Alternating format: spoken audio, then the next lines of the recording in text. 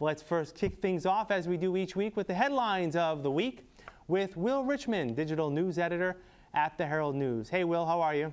I'm good, Keith. How's it going? Good. Believe it or not, last day of March. April is on our doorstep. Soon we'll be complaining about the hot weather.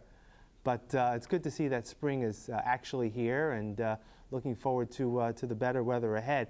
A few items on our plate this week. Let's start with South Coast Health, the health organization that is the owner of Charlton Memorial Hospital, also St. Luke's, and also one in Wareham, Toby. They've announced that they're going to lay off 95 people within their system. It seems like, Will, that healthcare has really been struggling to keep up with their costs and trying to recoup what they spend for healthcare. Yeah, well, certainly it seems, one of the larger employees in the city, and actually prior to the announcement of the layoffs, it was being noted outside the mayor's office that they're about 30% of the workforce here in Fall River. But there seems to be a lot of movement in the healthcare field. When you look at South Coast Health, they are in the process of a potential merger with Care New England, in which one of their own hospitals in Rhode Island has laid off a number of people as well, and is looking to cut back on services in their hospital at Memorial, in which they would only offer emergency and primary care services as they look to get rid of obstetric delivery services and some others. So yeah, it's a big shift in the field, and it looks like it's finally hit home here at South Coast. Yeah, you know, healthcare has been obviously in the news with Obamacare back in 2010 when it was signed, went into effect in 2014.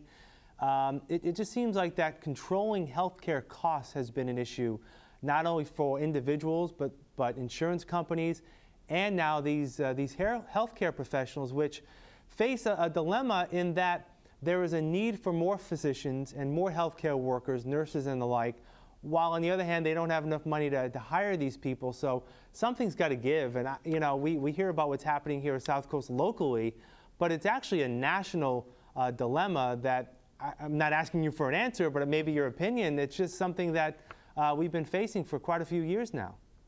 Yeah, well, it certainly the cost aspect of healthcare is an ongoing debate. You notice there's questions about the cost of services from health provider to health provider. As you know, surgeries in one hospital will cost X amount, while the same surgery will cost Y amount in another hospital.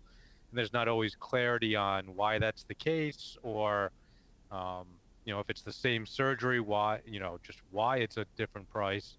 So the whole cost effect within healthcare is certainly a plexing dilemma that I like you said, there's certainly no answers I have for it. That's well above my pay grade, so to say. Well, definitely we'll be following the healthcare issue here locally as the weeks and months go on. I want to shift gears now to traffic.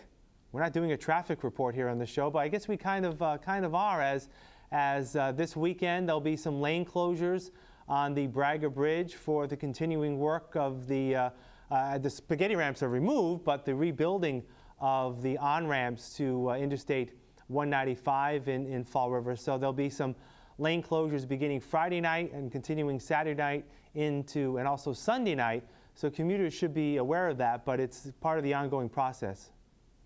Yeah, they'll be putting up the connection of the new ramp onto 195 westbound. If you drive through that area now, you can kind of see the two end pieces are in place, and they're going to be doing the parts now that will go over 195. But if you think back to last summer when they closed down sections of the Braga Bridge to one lane, it caused some pretty big traffic backups. I recall to the westbound side, I think, middays on Saturday, it was backed up to the Westport line. So motorists should definitely be aware. They're going to want to try to avoid that area. I'm thinking, hopefully, it seems like Mass DOT is highlighting some low traffic times to do this. 8 p.m.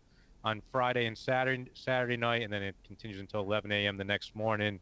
And then Sunday will be 8 p.m. and hopefully wrapped up by 6 a.m. on Monday morning to avoid the commuters. But yeah, based on last summer, one lane closures on that bridge can be pretty damaging in terms of commute times. Yeah, but as you said, they're doing in times where it won't be peak traffic, beginning at 8 p.m. Again, Friday night, Saturday night, and Sunday night, beginning at 8 p.m. Those both sides of the Braga Bridge will be restricted to one lane going in both directions. So keep that in mind if you're traveling out and about this weekend, and we'll have follow-ups on it if we need to next week. The other issue of the week that came up was in the Herald News, and we also did a little bit of it here on FRC Media News, was the unveiling of a new promotional video for the city of Fall River. Our good friends FRG TV and Fred TV up at Durfee High School produced the 6-minute piece. And it's another effort by the city, Will, to try to bring attention to Fall River to attract jobs and businesses to the city. Yeah, it's it's certainly not an unusual piece of material for a city to try to present, and the city has created these in the past. At 6 minutes, it tries to highlight the best that Fall River has to offer. And the plan will be that they're going to disperse this through social media. I know the chamber's CEO Rob Mellion has said he'll be using this to pitch Fall River to prospective businesses that may be interested in coming here. So, it certainly highlights the best it has to offer. Those who have joked on social media about some of the things that are missing, more of the nitty-gritty aspects of Fall River, Right. Certainly should understand those kinds of things won't be missed by those that might be looking to come here. These businesses are going to do all their work on Fall River, That's not right. just base any decisions on that 6-minute video. That's right. It is what it is. It's definitely cliche, but that's what these videos are. They kind of shed light on the best of what the city has to offer.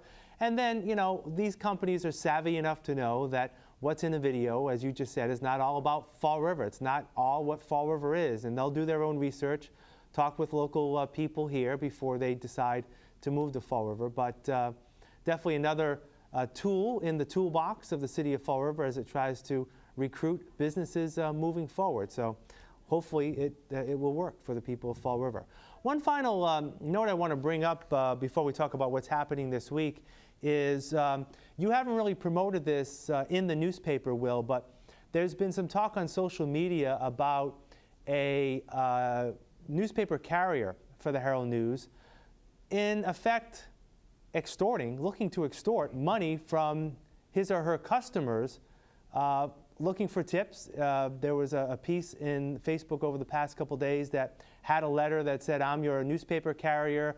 If you do not provide me a $5 tip, you'll no longer get your newspaper."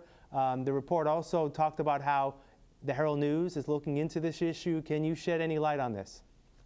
Yeah, certainly I won't get into the intent of the delivery Sure. driver, but yeah, there was one driver who, they are independent contractors. They are not employees of the Herald News, just to make that certainly clear, but who was seeking to inform her customers that she was requiring a minimum weekly tip. Our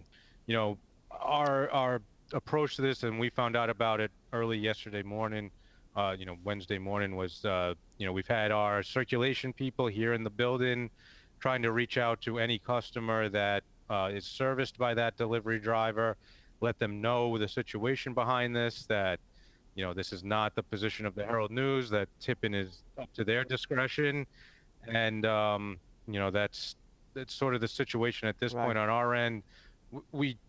All of our subscribers are important to us. If there's any problems they're having, whether it's something, as bad as this or issues with their delivery, we certainly want to know about it and do the best we can to make sure they're getting the Herald News. Now, has that driver been removed from his duties? I can't speak to that. That's not, Okay. something within my department. My focus here is on the news, so the delivery stuff I leave to the circulation department. All right, fair enough. All right, Will, what's coming up in the paper this weekend? This weekend, we're going to be taking a look at how Sandy Woods down in Tiverton has been trying to reshape themselves and become more of a draw to people throughout the area. They underwent some management changes last year, so this is their attempts to kind of get back on the map, as an entertainment venue, and also as a site for people to come and host weddings or events and that kind of thing. So that will be part of our Sunday package look. And as next week, as we start into the new month, I think we'll start to see some changes coming on, or some decisions being made on the trash issue Right. here in Fall River. So we'll be keeping an eye on that. And we'll definitely bring it to you next week. Will, have a great week. Thanks for joining us. All right, thank you.